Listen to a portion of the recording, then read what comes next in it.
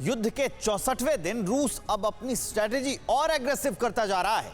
रूस ने नया अटैक प्लान लॉन्च किया है, यानी यूक्रेन पर हमलों में और तेजी ला रहा है, ऐसा यूक्रेन की मिलिट्री ने दावा किया है। बड़ी खबर यह कि यूक्रेन में रशियन फोर्सेस के हमले तेज। पूर्वी यूक्रेन में रूस की फौज पूरी तरह से कब्जे के इरादे से अटैक कर रही है। मेन टारगेट डोनेट्स्क और लुहांस्क पर फुल कंट्रोल पाना चाहता है रूस।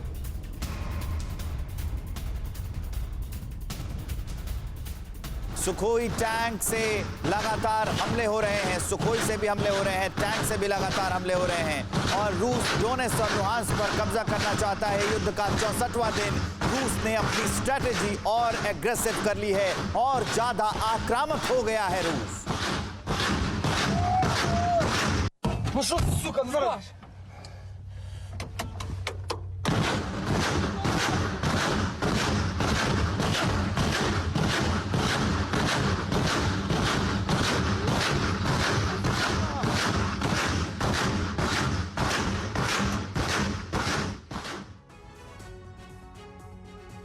तो रूस तैयारी कर रहा है हमले को और तेज करने की, लेकिन नया अटैक प्लान है क्या रूस का? ये ग्राफिक के जरिए उसकी डिटेल्स आपको दे देते हैं।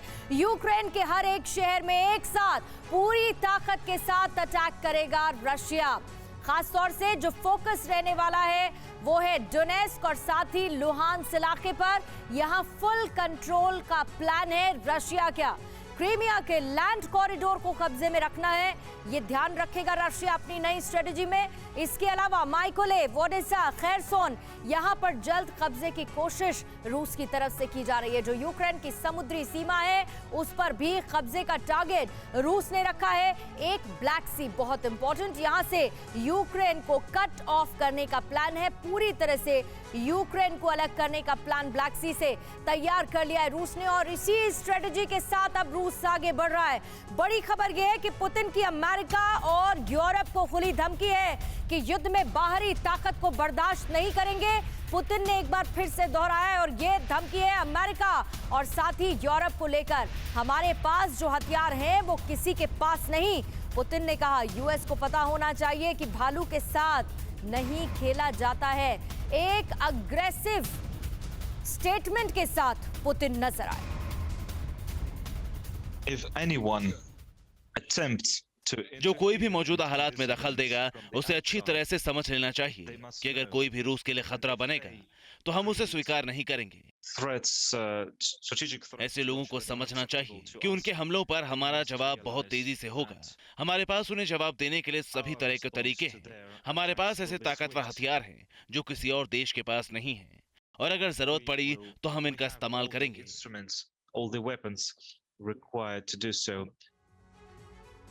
तो पुतिन की अमेरिका और यूरोप देशों को यह सीधी चेतावनी, यानी पुतिन अपने स्टेटमेंट में लाउड एंड क्लियर नजर आ रहे हैं। विरोधी रूस जैसे बड़े देश को नहीं देखना चाहते हैं, ये कहना है पुतिन का। साथ ही यूक्रेन युद्ध में बाहरी दखल को हम बर्दाश्त नहीं करेंगे। इससे पहले भी पुतिन ये कह चुके हैं, दखल देने वाले को बिजली की रफ्तार से जवाब दिया जाएगा। हमारे पास ऐसे हथियार हैं जो किसी के पास नहीं। रूस के दुश्मनों ने यूक्रेन के लोगों को भड़काया है। यूक्रेन को हराकर ही ऑपरेशन खत्म होगा, ये कहना है पुतिन का। हमला नहीं करते तो रूस में हालात खराब हो जाते। रूस पर सभी आर्थिक प्रतिबंध नाकाम हुए, यानी कि पुतिन ये कह रहे हैं कि इन आर्थिक प्रतिबंधों का असर रूस पर नहीं पड़ा है। इस वक्त की एक breaking news, over to you Ankita.